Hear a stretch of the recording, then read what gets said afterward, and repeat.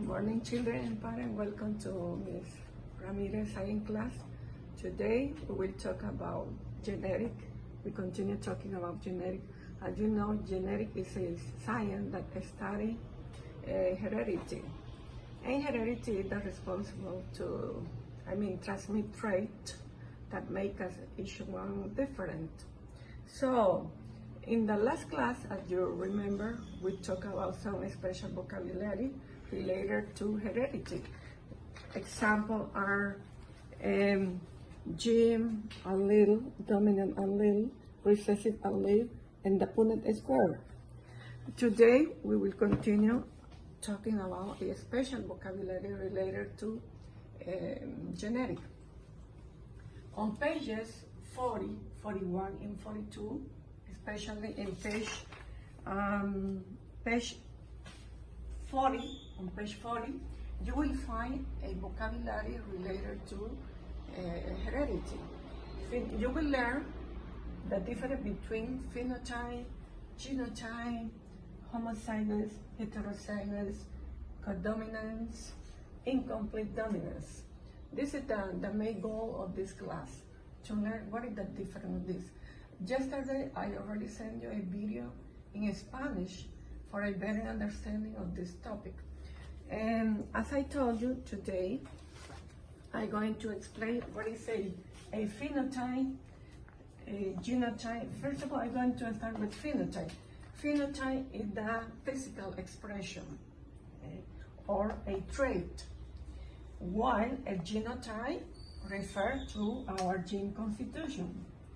Homozygous are two identical alleles.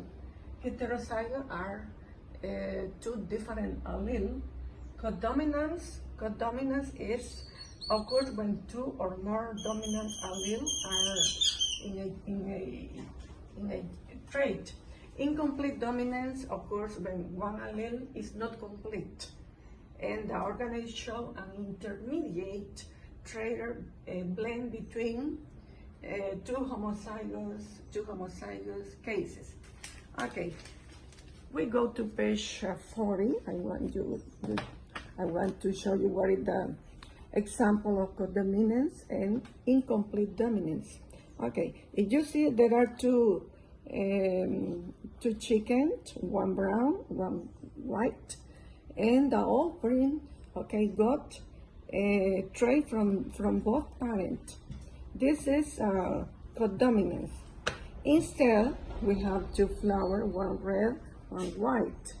But when the two are crossed, we get a pink flower. That means that this flower doesn't have the trait of the parent. So this is incomplete dominance. Okay, in exercise 11, look and answer the question. You have a Punnett square over here. And as you see, the trait is height. Okay, I already gave you the Punnett square answer. Okay, there is another thing that I want to explain to the Punnett square. In the Punnett square, we draw a square like this. Okay, like this. It's like a window, a square. Okay, this is an example of a Punnett square. In the Punnett square, we write the phenotype and the genotype. Okay, the genotype we write with capital letters.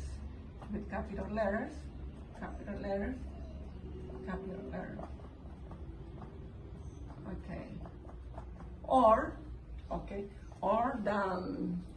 the dominant gene, we write with capital letter, and the recessive allele we write with a small letter,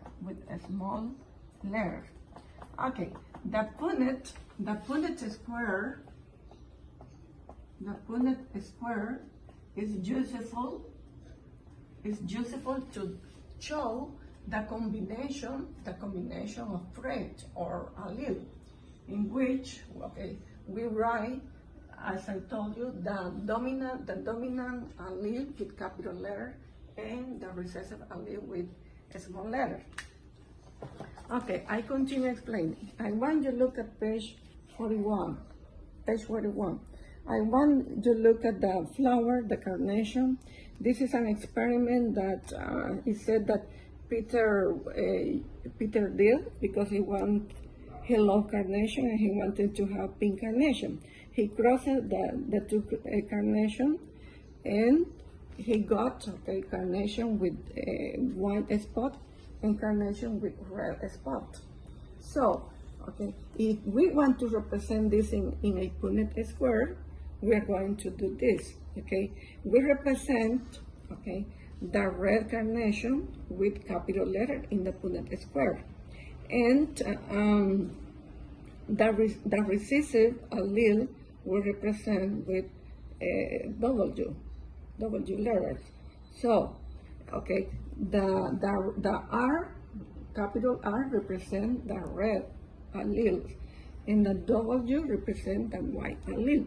This is the Punnett square. In this way, we represent the result of Peter's experiment. So we have, R means red, and W means white. So we have WR. The combination is WR. And WR, we have another combination. This means that these are dominant. Is a example of codominance. In this experiment that Peter did, we see that the experiment is an example of codominance because, in the result we have trait of both flower, red and white. So it's an example. In this way, we represent the Punnett square. The result of Peter's experiment we represent in the Punnett square in this way. So, and in the next page, we go to the next page. Look, this page. This is you have to answer this question related to how traits are inherited from the parent to the offspring. So if you are going to answer, I'm going to give you the page already with the answer. You just copy in your book. In exercise 2, we have an example. Another example is an imaginary butterfly that contains three alleles for the wing: white, red, and blue. And we mix them and we write down the codominance and recessive allele.